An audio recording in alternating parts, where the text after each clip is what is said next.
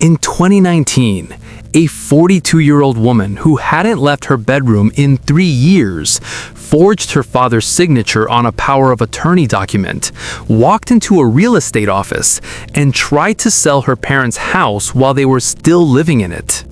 She wasn't mentally ill. She wasn't on drugs. She was in love with a man she had never met. A man she had never video called. A man who, as it turns out, didn't exist. But here's the part that's going to keep you watching until the end. She knew. Every time she sent money, she knew. Every time she stole from her mother's purse, she knew. Every time she scratched off another gift card and photographed the code, she knew exactly what was happening. And she did it anyway. Before I tell you why, if you're into stories like this, hit subscribe. It takes 1 second and it helps more than you know. Now, let me tell you about Merete. Merete Lindahl was not born broken. She was born big. By age 6, she was the largest kid in her class. By 12, she'd learned to eat lunch in bathroom stalls because the cafeteria felt like a battlefield. By 16, she weighed 240 pounds and had perfected the art of becoming invisible. Baggy clothes, eyes down, voice quiet. If you don't take up space, maybe people won't notice how much space you take up. That was the logic. It didn't work. Her parents, Gunnar and Birgit, loved her. That was never in question. But love and understanding are two very different things. Gunnar was a carpenter, hands like leather, a man who solved problems with tools and silence. When Merete gained weight, he built her a bigger bed frame. When she stopped leaving her room, he installed a better lock on her door. He thought he was helping. Birgit was softer. She left food outside Merete's door, made healthy substitutions nobody asked for. Cauliflower rice, zucchini noodles, turkey bacon that tasted like salted cardboard. Every meal was a message. You need to change. And Merete heard it. Every single time. When she was 19, Merete tried. She got a job at a department store, folding clothes, restocking shelves. Minimum wage, but it was something. It was outside. She lasted 4 months. The day it ended started like any other. Tuesday, slow afternoon. She was refolding a stack of jeans some customer had destroyed when she heard voices in the next aisle. Teenage girls, 3 of them, couldn't have been older than 15. Did you see her? Oh my God, how does she even fit behind the counter? Giggling. I would literally kill myself. More giggling. Merete's hands stopped moving. She stood there holding a pair of size 6 jeans and listened to 3 children discuss whether her existence was worth continuing. She finished her shift, clocked out, drove home, and never went back. Not to that job, not to any job. Now, I need you to understand something about time. When you're living a normal life, time moves. Seasons change. You mark years by events, graduations, weddings, promotions, breakups. When you're living in a bedroom, time doesn't move. It pools. Days blend into weeks, weeks into months, months into years. You look up and suddenly you're 35, then 38, then 42, and nothing has happened. Nothing. That was Merete's life. 23 years of nothing. Same bedroom she grew up in. Same twin bed with the wooden headboard her father built her when she was 9. Same faded posters on the walls. Backstreet Boys, a summer camp photo collage from when she was 12, and still believes she might grow into her body. She didn't grow into it. She grew around it. By the time she was 42, Merete weighed somewhere north of 300 pounds. She'd stopped checking years ago. The scale was just another mirror, and she'd covered all of those too. Her daily routine was surgical in its precision. Wake up at noon, scroll Instagram for an hour, watch YouTube videos about people living the lives she'd never have, weight loss transformations, home renovations, true crime stories about women who got murdered by men who claimed to love them. At 1:30, her mother would knock, leave a tray outside her door. Turkey sandwich, apple slices, lemon water. At 3 p.m., shower. This was the hardest part. The bathroom had a full-length mirror on the back of the door. For years, she'd hung a towel over it, but sometimes the towel slipped. At 4 p.m., her father would knock. 2 quick raps. "Just checking on you, Elske." "I'm fine, Dad." "Okay, love you." "Love you too." That was it. That was the whole conversation. Every day. For 3 years. Dinner at 6. More healthy substitutions. By 8 p.m., back in bed. Scrolling. Always scrolling. Looking at other people's lives through a 6-inch screen. This was existence, not life. Existence. Until March 14th, 2019. But before I tell you about that day, I need to tell you about the week before, because something happened that week that matters. Something Merete would think about later when everything fell apart. It was a Sunday, March 10th. Birgit knocked on Merete's door. Not the usual knock, softer, hesitant. "Merete, can I come in?" "I'm tired, Mom." "I know, I wanted to talk, just for a minute." Silence. Then the sound of the lock clicking open. Birgit stepped inside. She hadn't been in this room she couldn't remember. Months maybe, a year. It smelled stale, closed in, like someone had been holding their breath for a long time. Merete was sitting on the bed, Hone in the lap, not looking up. Birgit sat on the edge of the mattress, careful, like the bed might reject her. "I was thinking," she said, "maybe this weekend we could do something together, you and me. Maybe go to that cafe you used to like, the one with the cinnamon rolls?" Merete didn't respond. "Or we could just take a walk, around the block. It's supposed to be nice out." Still nothing. "I just miss you, sweetheart. I know you're right here, but I miss you." Merete finally looked up, and there was something in her eyes that made Birgit's chest hurt. Not anger, not sadness, emptiness. "Mom," Merete said, "every time you knock on my door, I can hear what you're thinking. Every time you bring me food, I can taste your disappointment in it. Every time you suggest a walk, I know you're counting the steps I'm not taking. You don't miss me. You miss the person you wish I was, and I can't be her. I've tried. I can't." Birgit opened her mouth. Nothing came out. "Please leave," Merete said. "I'm tired." Birgit left, closed the door behind her, went to the kitchen, and cried into a dish towel so her husband wouldn't hear. 4 days later, the message arrived. It was 9:47 p.m. on March 14th. Merete was watching a video about a woman who lost 300 pounds and now ran ultramarathons. She watched these videos constantly, not for inspiration, for punishment. Proof of what she could be but wasn't. Her phone buzzed. Instagram notification. Message request from someone named Emil Hjort. She almost swiped it away. Spam. Had to be. Crypto scam, fake giveaway, whatever. But something made her tap it open. Maybe the name, Emil Hjort. It sounded familiar. The message was simple. Emil explained it was him, Emil Hjort, from Vesby Secondary. They had biology together, he thought. He said he probably didn't remember her. Merete's mind raced. Emil Hjort. There had been an Emil in her class. Quiet kid, sat in the back, never talked to anyone. She didn't really remember him, but she wanted to remember him. She replied saying she thought she remembered, maybe. Emil sent back a laughing emoji, said he was not surprised. He was super shy back then, he explained. Never talked to anyone. Then he added something else. 4 words that would cost her everything. He said he always remembered her. Now, I need you to pause here. I need you to really sit with those 4 words. I always remembered you. Now think about what those words would mean to someone like Merete. Someone who hadn't been touched by a human being in 6 years. Someone whose own mother had just tried to reach her and been pushed away. Someone whose own parents looked at her with worry, not warmth. Someone whose the extended family had stopped inviting her to gatherings because she never comes anyway. Someone who the world had forgotten so completely that she'd started to forget herself. And here was a stranger. No, not a stranger. Someone from her past saying, "I remembered you."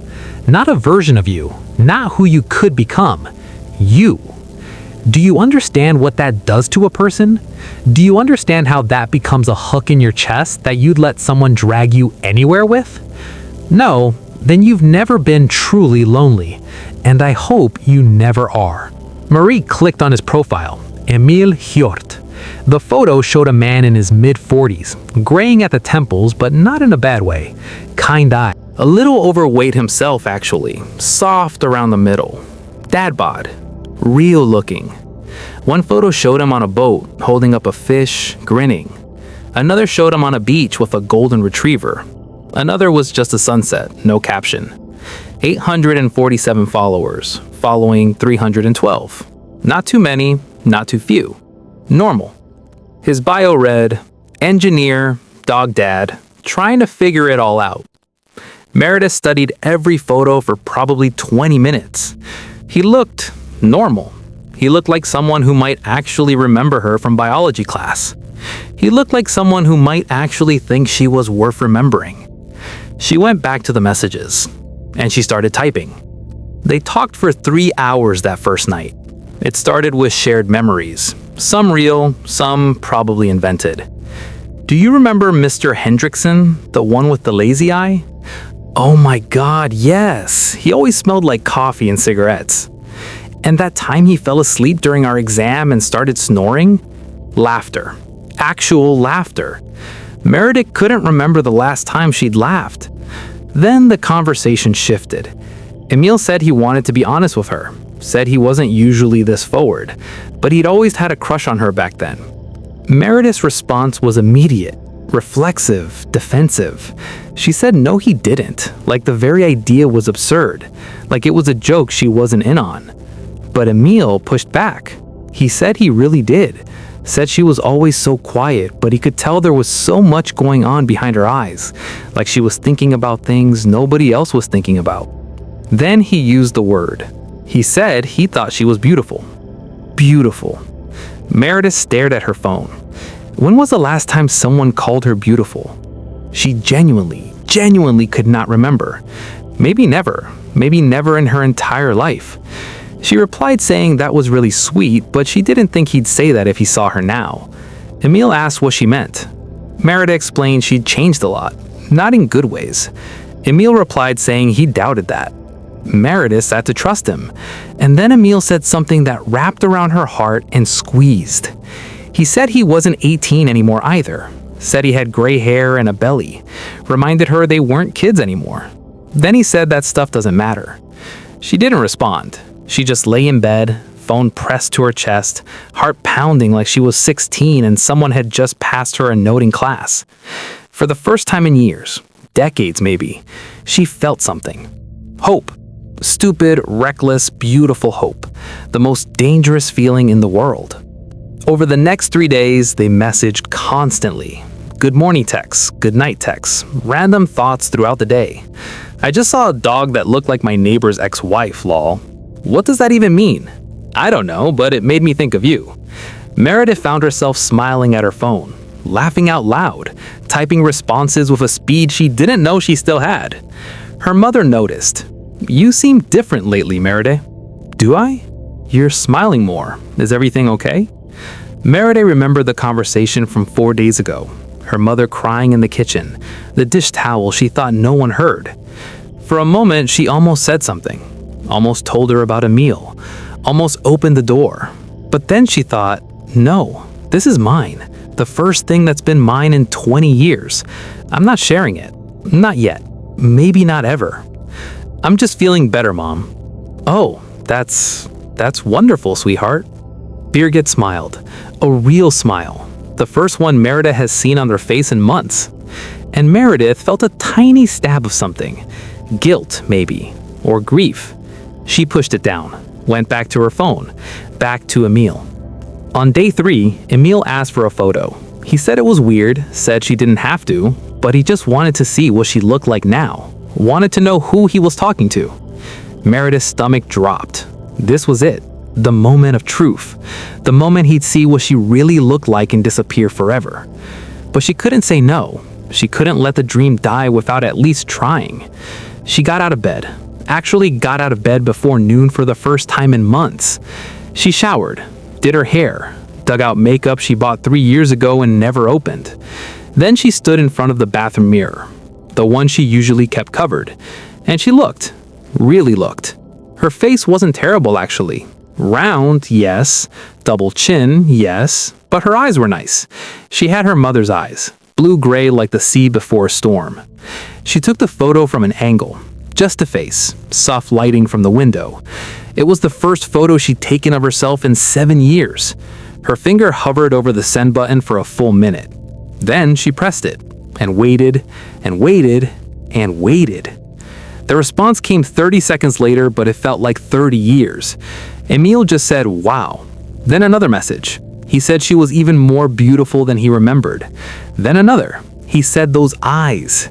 Merete read the messages 4 times, then 5, then screenshotted them, and saved them in a folder she would look at every night for the next 6 months. Week 2.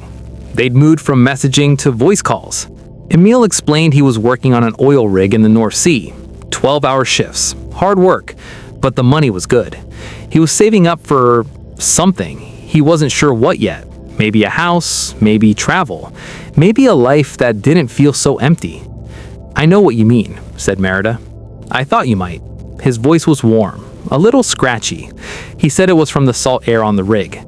They talked for 3 hours that first call. He told her about his life. Divorced, no kids. The marriage ended because his wife wanted children and he couldn't have them. Medical thing. He didn't go into details, seemed sad about it.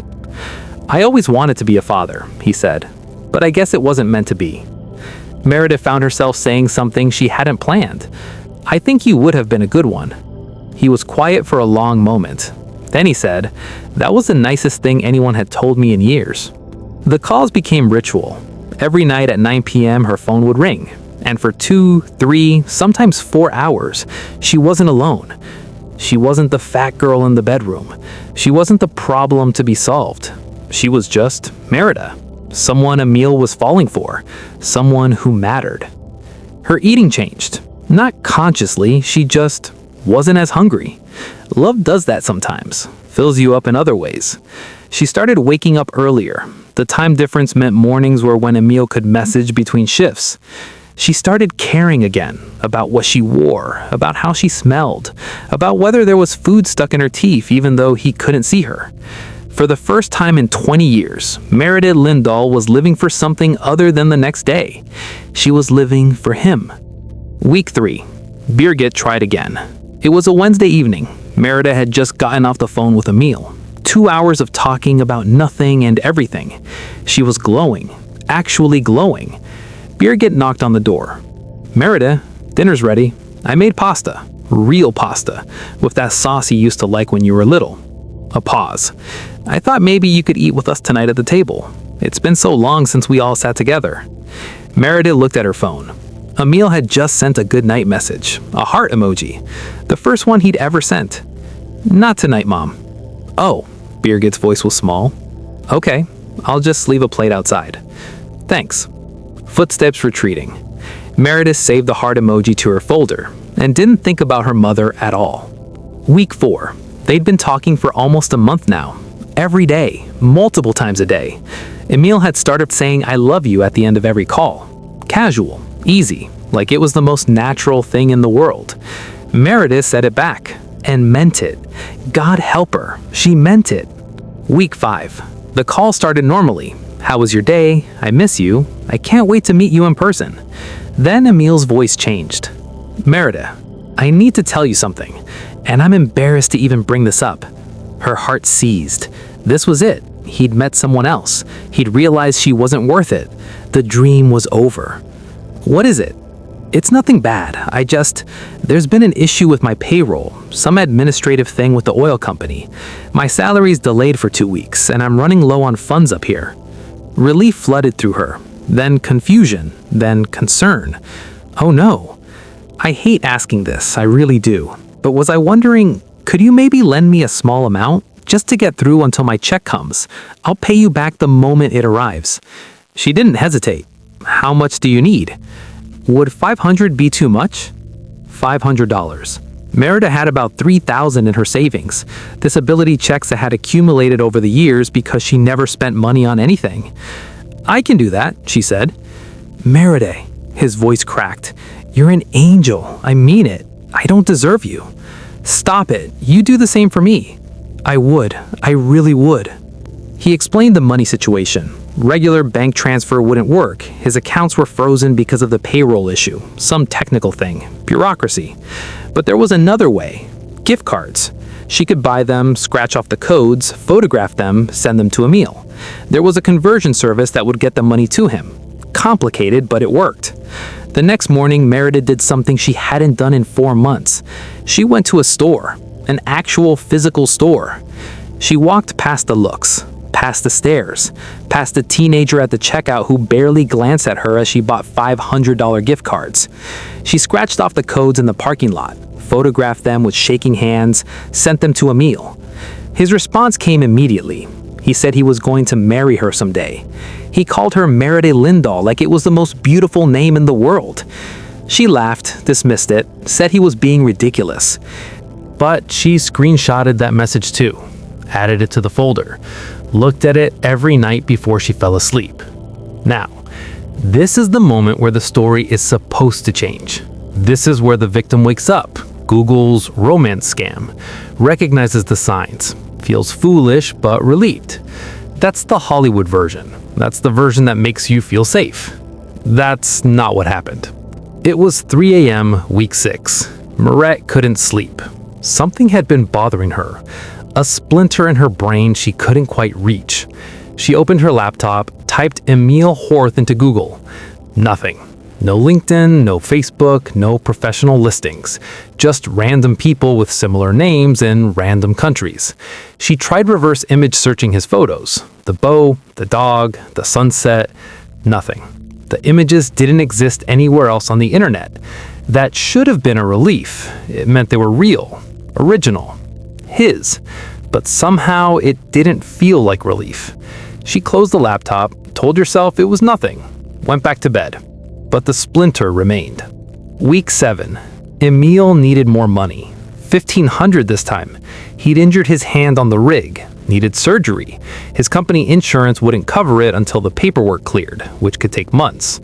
"I'm so sorry to ask again," he said. "I know how this looks. If you can't do it, I completely understand. I'll figure something out." No, I want to help." "You're saving my life, Merete. Literally." She sent the $1,500. Her savings account now held less than $1,000. That night, Merete did something she'd never done before. She typed into Google, "romance scam oil rig." The results made her physically nauseous. Article after article after article. How scammers pose as oil workers. The oil rig romance scam. What you need to know. I lost $50,000 to a man who said he worked on an oil rig. She read every single one. The patterns were familiar. Meeting on social media, someone from the past, early flattery, claims of a remote job that prevented video calls, requests for money through gift cards. It was all there. Every single thing Emil had done was described in these articles, step by step, like a recipe. Merete closed the laptop, walked to the bathroom, splashed water on her face, and looked at her reflection in the mirror she usually kept covered, and made a decision. She decided to keep going. I know. But before you judge her, before you say you would never, I need you to understand something. Merete wasn't stupid. She wasn't naive. She wasn't mentally ill. She was doing math. Here's the equation she ran in her head that night. If Emil is real, I get everything. Love, connection, a future, a reason to exist. If Emil is fake, I lose money. Money I wasn't spending anyway. Money that was just sitting there, accumulating, waiting for a life I was never going to live. And there was another variable in that equation, the most important one. If I admit Emil is fake, what do I have left? The bedroom, the twin bed, the cauliflower rice, her parents' worried looks, the slow crawl toward death without ever having been touched, held, wanted, her mother's failed attempts at connection that she'd pushed away, her father's two-knock ritual that meant nothing.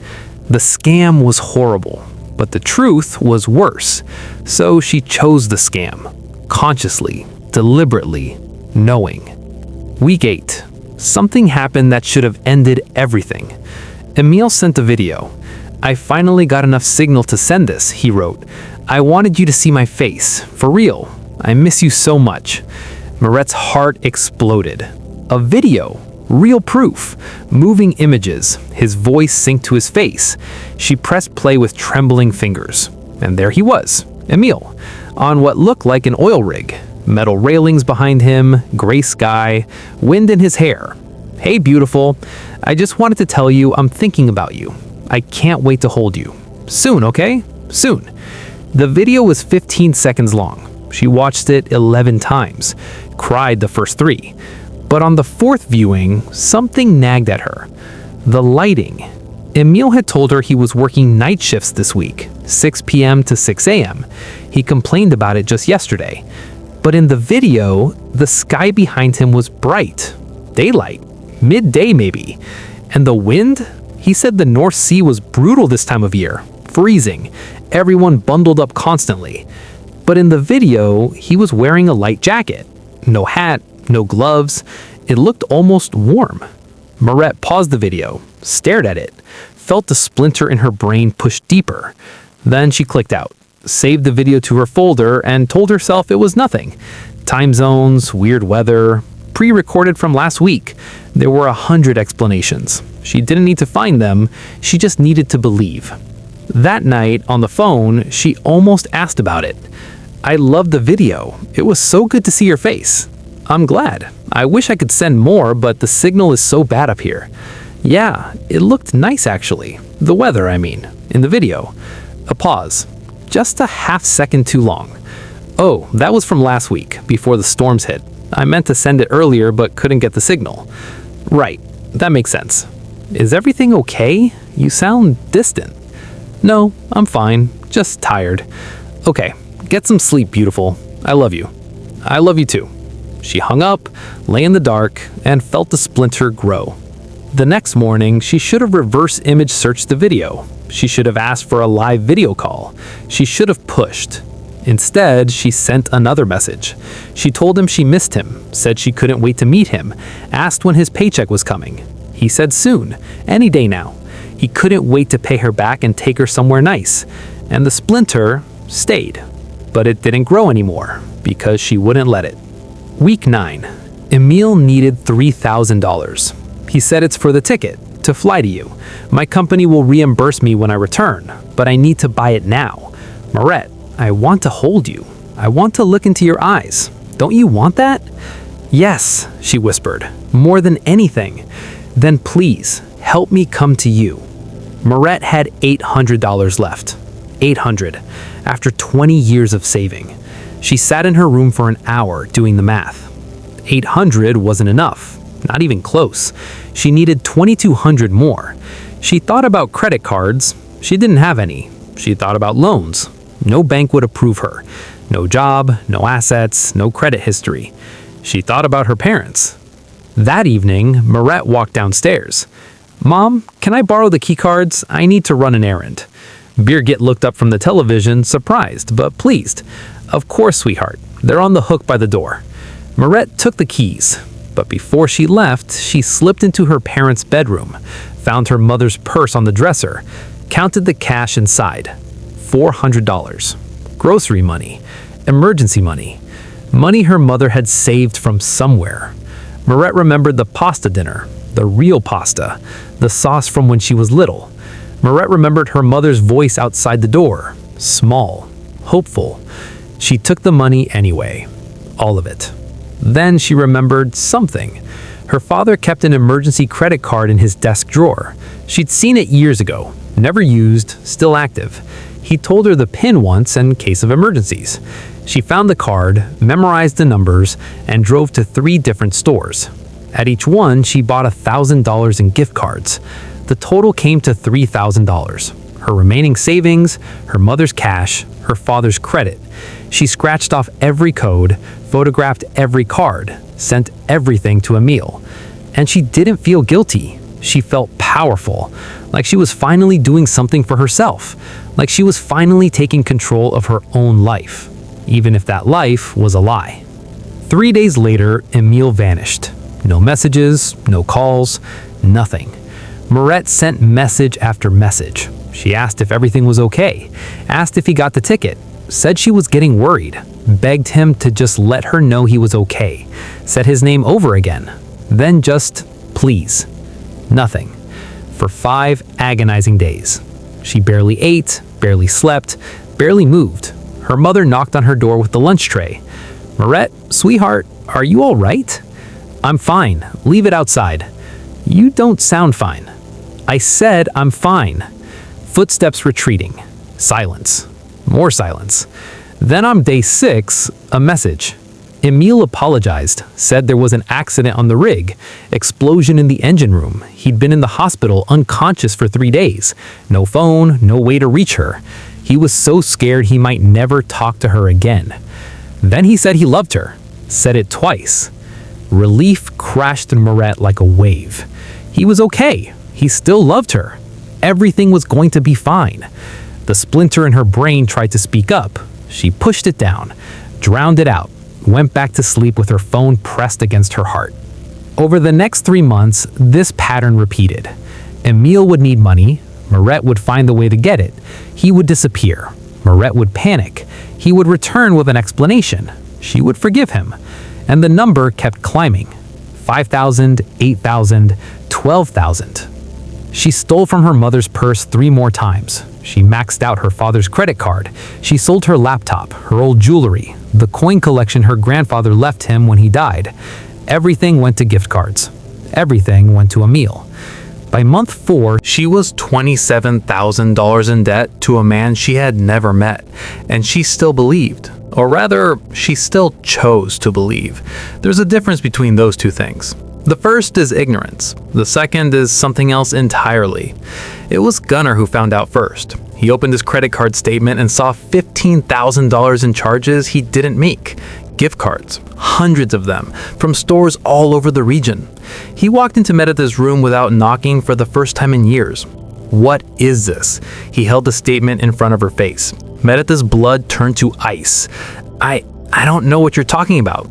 $15,000, Merete, in gift cards, in my name on my credit card. "What is this?" She started crying. "I can explain." "Then explain." So she told him about Emil, about the messages, about the oil rig and the payroll issues and the surgery and the plane ticket, about falling in love. As she spoke, she watched her father's face transform. Anger, confusion, then something worse than both. Pity. "Merete," he said quietly, "there is no Emil." "Yes, there is. This is a scam. This is what they do. They find lonely people and they take everything from them. He's not like that. He loves me.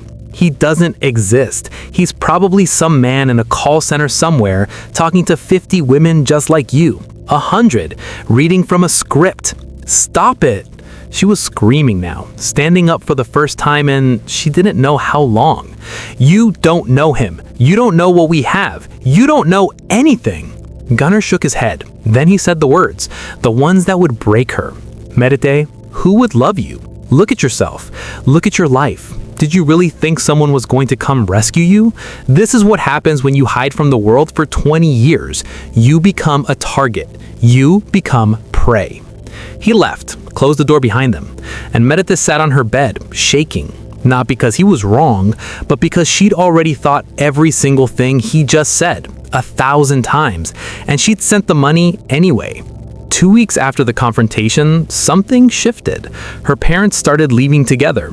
Grocery shopping, errands, doctor's appointments, always together, never leaving Merete alone for long. They were afraid of her now, afraid of what she might do, but they underestimated how much time she needed. On a Tuesday afternoon, while they were at the pharmacy, Merete picked up the phone. She called a real estate agent. "I'm inquiring about selling a property," she said. Her voice was calm, professional. a voice she didn't recognize. "It's in my family. I'm helping my parents with the process." "Wonderful. Can you give me the address?" She gave her childhood home's address. "Beautiful area. I can have an appraiser come out this week if you'd like. Are you listed on the title?" Merete paused. "I will be." That night, while her parents slept, Merete went through the filing cabinet in her father's office. She found the house deed, and she found something else, a blank power of attorney form, left over from when her grandmother was dying and they needed to manage her affairs. Never used, never thrown away. Merete took both documents, went back to her room, and spent 3 hours learning how to forge her father's signature. This is where most people would say she'd lost her mind, but Merete hadn't lost anything. She knew exactly what she was doing. She knew it was fraud. She knew it was theft. She knew it would destroy her family. She knew that even if she sold the house, the money would disappear into gift cards and Emil would ask for more and more and more until there was nothing left. She knew with absolute clarity that this would end in disaster, and she was going to do it anyway, because somewhere in the past 6 months, the lie had become more real than reality. Emil was the only truth she had left, and she would burn everything else to keep him. But here's something Merete didn't know. Her mother had noticed the missing money. Not immediately, but eventually. The first time, Birgi thought she'd miscounted. The second time, she thought she was losing her mind. The third time, she checked the hiding spot in her dresser, the one she thought no one knew about, and found it empty. She didn't say anything to Gunnar. She didn't confront Merete. She just started watching and waiting. Small towns have long memories and loose lips. The real estate agent mentioned to a friend that she had an appraisal request for the Lindahl house. That friend mentioned it to another friend. That friend went to church with Birgi. 3 days later, Birgi was standing in Merete's doorway with tears streaming down her face. "Someone told me you're trying to sell our house." Merete didn't flinch. "I need the money, Mom." "For that man? That man who doesn't even exist?" "He does exist. We had police look into it, Merete. The photos he sent you are stolen from some dentist in Sweden. The phone number traces to a VoIP service overseas. There is no Emil Hjort. There never was, there never could have been." Merete was quiet, and then she said something that would haunt Birgi for the rest of her life. "I know."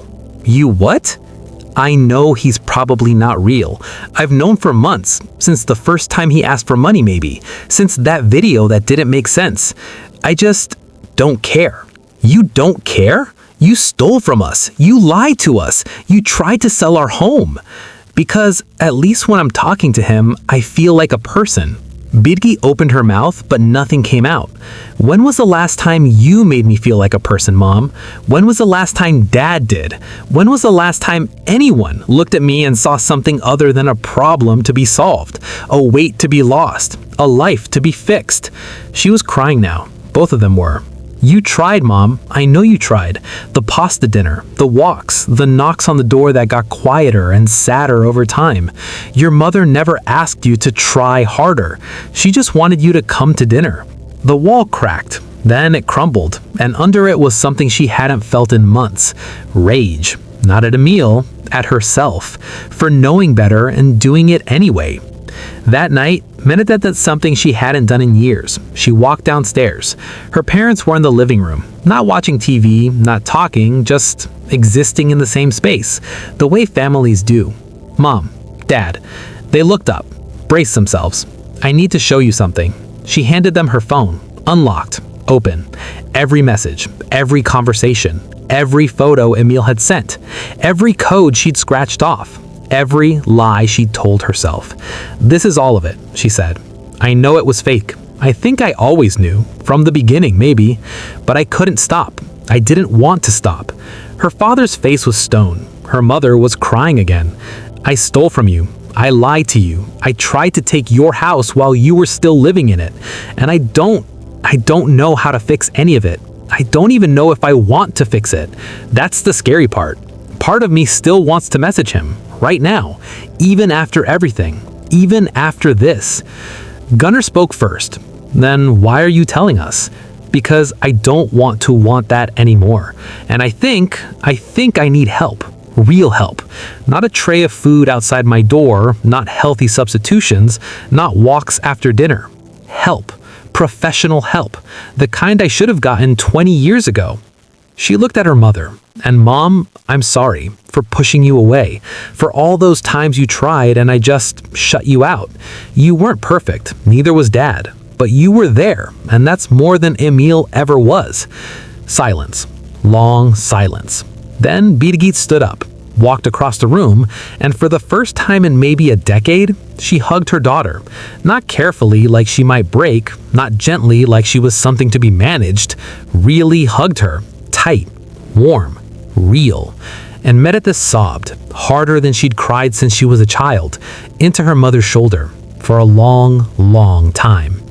Gunnar didn't move, didn't join, but after a minute, he walked over and put one hand on his daughter's back. That was all, but it was something. The next morning, Merete opened her Instagram one last time. She typed out a message. She told Emil she wasn't going to give him any more money, said she knew what he was, said she always knew. Then she said something strange. She said she didn't blame him. She said he saw someone desperate and took advantage, and that's what people do. But she wanted him to know something. For a few months, he made her feel less alone. That was real for her, even if nothing else was, even if he wasn't. She said she'd probably think about him for the rest of her life.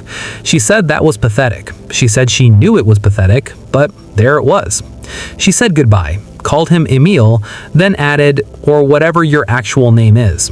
She hit send, blocked the account, deleted the app, closed her laptop. Her phone buzzed 3 hours later. Unknown number. She knew it was him, reaching out through another channel, trying to reel her back in. She stared at the notification for a full minute. Her thumb hovered over it. Part of her wanted to open it. Part of her wanted to see what he'd say. Part of her missed him already. She deleted it without reading and put the phone in a drawer. Recovery isn't a movie montage. There was no triumphant music, no sudden transformation, no moment where everything clicked into place. There was therapy, twice a week at first, then once, then whenever she needed it. There were medications that helped, and medications that didn't, and side effects that made her want to quit, and days that she almost did. There were conversations with her parents that went nowhere, and conversations that went somewhere, and long silences that meant more than words. There was debt, $27,000 of it, her father's credit destroyed, her mother's savings gone, years of repayment ahead of them. There were no arrests, no justice, no dramatic confrontation with the man behind the screen. Just aftermath, the long, boring, painful work of putting a life back together. 6 months later, Merete moved out. Not far, just an apartment in the next town. Small, 1 bedroom. Barely enough space to turn around, but it was hers. She got a job at a library, part-time, shelving books, minimum wage. On her first day, a little girl looked up at her and said, "You're big." Merete looked down at her. "Yeah, I am." The girl shrugged, went back to her picture book, and Merete went back to shelving. Her parents visited every Sunday. They never talked about Emil. They never talked about the $27,000. They never talked about the house that almost wasn't theirs anymore. But Birgit would bring leftovers, real food, pasta, roast chicken, things that tasted like someone gave a damn. No more cauliflower rice, and Gunnar would fix things around the apartment. A squeaky door, a loose cabinet handle, things that didn't really need fixing. And they would sit together, not talking, just existing in the same space, the way families do. 3 years later, Merete was cleaning out old boxes when she found it.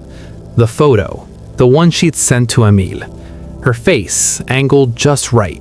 Soft lighting from the window. The first picture she'd taken of herself in 7 years.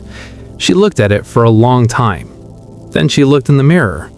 She was still fat, still lonely a lot of the time, still living a small life in a small apartment with a small job and small ambitions.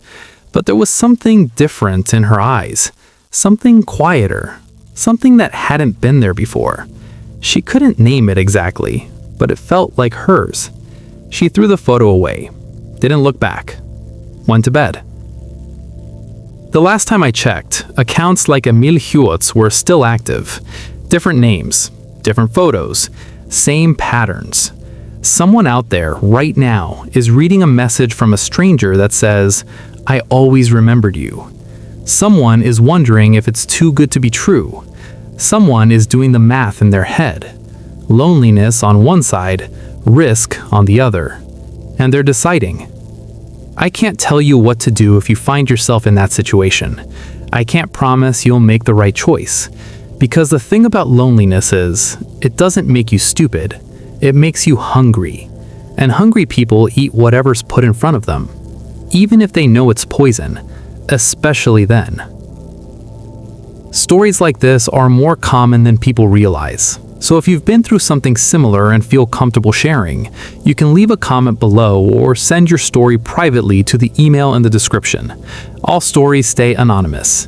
And if you're watching this right now, and you're currently talking to someone who says all the right things, asks for gift cards, works somewhere remote, has an excuse for why they can't video call, maybe send them a message right now.